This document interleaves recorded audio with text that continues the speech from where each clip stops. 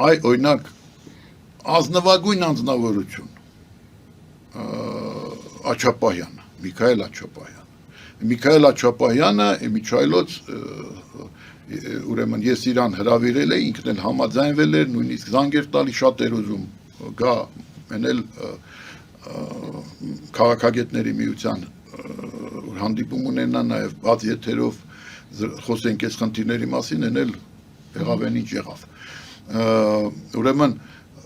Աչապահյանը ինչու մի տարի առաջ այդ արտահայտությունները նա արել է, չէ՞ որ եթե մեր գեներալներ լինեին, այլ ոչ թե բիզնեսմեններ, որոնք գցում բռնում են որքանով է դա ձեռնտու, այսօր արդյոք դա փող կբերի թե չէ։ Ընդ որում ձեռնտու իրենց համար, հա, ոչ թե երկրի։ Իրենց համար, այսինքն իրանց դղյակները արդյոք դա կօգնի պահել ապահով իրենց հարստությունները, բիզնես այդ բաները, զապրավկաները եւ այլն են ինչ որ իրանք ունեն։ Այ այդ գեներալներին հիշում եք դիմում էր մի տարի առաջ, որ եթե դուք գեներալ էիք, եթե դուք երկրի մասին մտածում էիք, ինչու չիրականացրեցիք ռազմական հեղաշրջում։ Նա նկատի ուներ երևի այնպիսի օրինակներ, ինչպես եղել են պատմության մեջ, օրինակ Ելցինի հրաժարականը, չէ, ինչպես է եղել, ուժայինները եկել են, ասել են երկիրը այսպիսի վիճակում է, եւ ճիշտ կլինի Բորիս Նիկոլաիչ, որ դու հրաժարական տաս, որտեվ դժվար վիճակում է երկիրը, դու էլ հիվանդ ես, վատառողջ ես, դժվար է քեզ, եւ նա հրաժարական տվեց։ Երբ որ Աչապահյանը ասում էր գեներալներին դիմում էր, ոչ թե նկատի ուներ, որ նրանք տանկերով, պուշկաներով դուրս կգան եւ այլն կգրոհեն հրապարակը, նա նկատի ուներ այդ տարբերակը, որ դե տեսնում եք երկիրը այս վիճակում է, պարտություն է կրել եւ այլն, Նիկոլ Փաշինյանի մեղքը առերևույթ է, ուրեմն ինչու դուք քայլեր չեք ձեռնարկում եւ այլն, դիմում է նրանց, այդ իմաստով է դիմում, ոչ թե որ տանկ զենք հանեք ուրեմն եւ քաղաքացիական պատերազմ սկսեք հեղաշրջում անել։ Հեղաշրջում այս իմաստով, որ ուժայիններ եք երկրի համար առանձնահատուկ պատասխանատվություն եք կրում, ուրեմն գնացեք, ասեք, ինչու չեք ասել, դա ասել է հրապարակային, սխալ է արել, դե քաղաքականությունից հեռու մարդ աստծո ծառայող։ Կարող է սխալվել, կարող է լեզվի սայտակում թույլ տալ։ Եվ իշխանությունը այդպես էլ ընկալեց։ Դա համար էլ ոչ մի հետապնդում, ոչ կանչեցին, ոչ ցուցմունքներ ասեցին տուր, ոչ եւ այլն, ոչ վկա, ոչ կասկածյալ, ոչ մեղա եւ մի տարի անց հանկարծ մի տարի միջումից հետո մարդիկ զարմանում էին, իսկ բացատրությունը շատ պարզ է, որտեվ Թաթերաբեմում հայտնվեց как слон спасудной лавки, այդ ասեմ, լավ արտահայտություն կառուցակաց, слон спасудной лавки, հայտնվեց Սամվել Կարապետյանը, գեր օլիգարխ, հայտնվեց, եւ իրավիճակը լրիվ, եւ այս Սամվել Կարապետյանի հայտնությունը եւ այդ մենք կանենք մեր ձևով շահկապեցին Աչապահյանի ասացի հետ, որտեվ երբ օլիգարխը եւ Սամվել Կարապետյանին դարձեցի Կալամոյսկի, Կալամոյսկուն Զելենսկին ինչ արեց, չէ։ Բացեք, որովհետև ես ասենք կարող եմ ասել այո, բայց պետք է բացել։ Բացում եմ փակագծերը, ուրեմն եթե օրինակ եք ներկայացնում, ավելի պարզ որպես լինի։ Կալամոյսկին են մարդներ, որը լուրջ դերակատարություն է ունեցել Մայդանների պատմության մեջ, ֆինանսավորել է եւ այլն, խոշոր օլիգարխ, համար առաջի Ուկրաինայում, որը պրոբլեմներ չուներ Զելենսկու հետ, հետո մի գեղեցիկ օր, երբ որ պարզ դարձավ, որ նա իշխանական հավակնություններ ունի, ունեցավ պրոբլեմներ եւ հայտնվեց ճաղերի հետևում։ Ճիշտ նույնպես պետք է տեղի ունենար այստեղ եւ Սամվել Կարապետյանը պետք է որ դա հաշվարկած լիներ, եթե Սամվել Կարապետյանի կողքին լինեին խելքը գլխին մարդիկ, քաղաքական ես կասեի խորհրդականներ։ Սամվել Կարապետյանը իր խաղն է խաղացել, թե եւս գործիք է եղել քաղաքական։ Իհարկե, Սամվել Կարապետյանը, ով ուրեմն գլուխը թաղել էր Դուբայներում եւ փորձում էր խուսափել նաև ռուսական օլիգարխիայի դեմ ուղղված սանկցիաներից այդ ձևով եւ նաև խուսափել այդ օգտագործման դաշտում հայտնվելուց դա կանչվեց նրան ասվեց գնա ի վերջո չես գնա ուրեմն այստեղ խնդրեմ պատահական չի որ Սամվել Կարապետյանի դեմ քրեական գործ ա հոգեվորականները սկսած Բագրատ Սրբազանից եւ այս հիմա էլ Սամվել Կարապետյանը քաղաքական գործիքներ են ոչ թե դա իրենց խաղն է, ապա ում ձեռքում են քաղաքական գործիքներ դուք ասացիք նախկինների, բայց արդյոք նախկինների միայն մի րոպե հիմա ասեմ իհարկե այն չափով որ չափով նախկինները կապված են ում ձեռքին են գործիք դա գաղտնիք չի որ այսօր մենք շատ լավ գիտենք որ Մոսկվայում նորից ուզում են Արցախյան խաղաքարտը գործարկել գործի դնել նորից, այսինքն դրա կարիքը զգում են, ինչու, որովհետև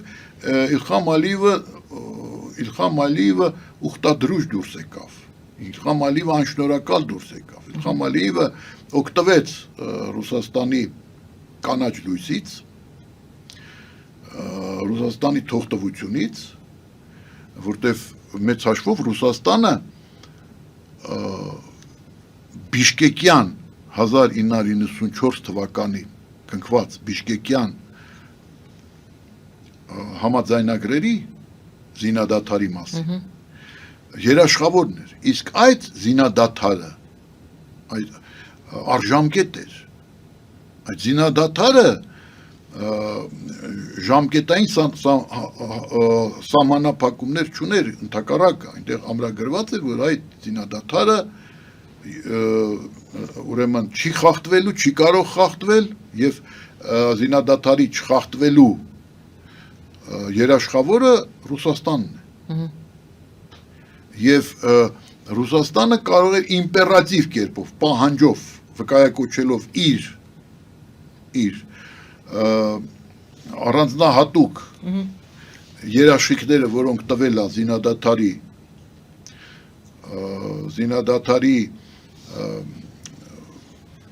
անժամանակ լինելու վերաբերյալ այդ երաշխիքները ապահովելու հանձնառություն ունի եւ այդ հանձնառությանը հավատարիմ է եւ դրանով իսկ կանգնեցնել պատերազմ ագրեսիան այսինքն դա Ռուսաստանի ոչ միայն իրավասությունների այլ պարտավորությունների շրջանակում էր որոնք բխում էին այդ սակայն հասկանալի է որ Ռուսաստանը որը պատրաստվում էր Ուկրաինայում այս պատերազմին հատուկ գործողությունների ժամանակին նույնպես երաշխիքներ տվել Ուկրաինային անվտանգության եւ այլն պատրաստվում էր եւ ճանաչել տարածքային ամբողջականությունը Ալմատայի միջալոց որ Ալմատան վկայակոչում է Նիկոլ Փաշինյանը ինչը Ռուսաստանը միշտ այնպես մեղմ ասած ոչ հիասմունքով է դնում, չէ, այդ վկայակոչումները դա կապված է նաև նրանով, որ իրեն էլ կարող է դա վերաբերել։ Իրեն կարող է վերաբերվել եւ անուղակի ձևով Ուկրաինայի հարցը այդպես լուծվել։ Այո, Ուկրաինայի հետաքրքրություններն է շոշափում։ Եվ ինչու է, ասենք, արևմուտքը այդքան ոգևորում, թվում է թե Ալմատյան համաձայնագրեր, դա ոչ թե Պրագայի կամ Խելսինկյան եւ այլն այլ Ալմատյան ինչու է արևմուտքը ոգևորում է որովհետեւ դա այսօր արևմուտքի խնդիրը Ուկրաինան է ամենևին էլ ոչ Հայաստանը եւ անուղակի կերպով այս վկայակոչումներով Ալմատյան Նիկոլ Փաշինյանը սպասարկում է արևմուտքի հետաքրքրությունները այստեղ նախադեպ ստեղծելով ստացվում է որ դա պետք է աշխատի նաեւ մյուս իհարկե լավ սա այն քաղաքականության այն ենթատեքստերն են որոնց մեջ մեր ունկնդիրները պետք է որ խորամուխ լինեն մեր օգնությամբ Մոսկվայի միջնորդավորված Մոսկվայի ազդեցությունը միջնորդավորված է, հասկանում եք։ Սա Փաշինյան-Մոսկվա հակամարտություն է։ Փաշինյան-Մոսկվա հակամարտություն չկա։ Կամ Փաշինյանի պաշտպանությունն է Մոսկվայից։ Ուրեմն Փաշինյան Մոսկվա հակամարտություն, եթե կարելի է դա հակամարտություն անվանել, դա ուրեմն միջնորդավորված դիմակայություններ են, միջնորդավորված։ Դե միջնորդների հետ է պայքարում։ Դուք բանը ուրեմն հիշում եք, չէ, 3 հրացանակիրները, հրաշալի գործը բոլոր կարդացել են։ Դյուման։ 3 հրացանակիրներ։ Այնտեղ դիմակայությունը կարդինալի եւ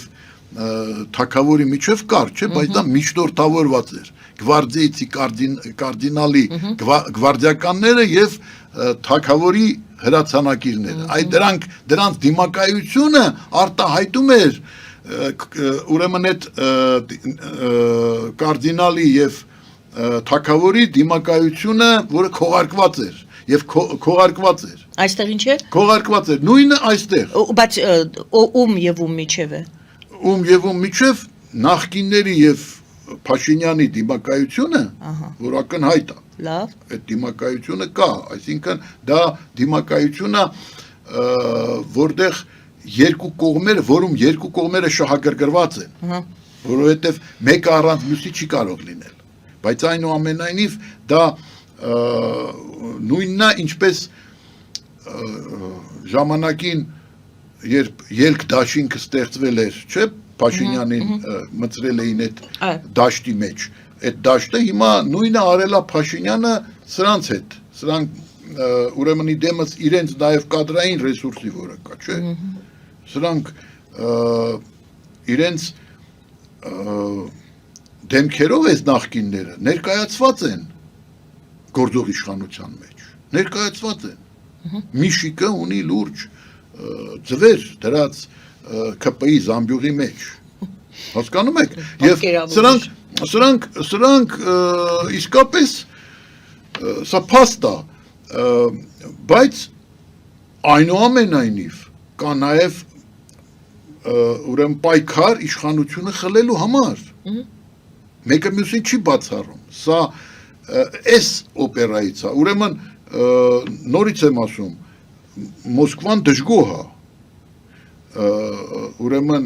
Նիկոլ Փաշինյանի վրա ճնշումներ կան, բայց դրանք միջնորդավորված են, դրանք անմիջական չեն, եթե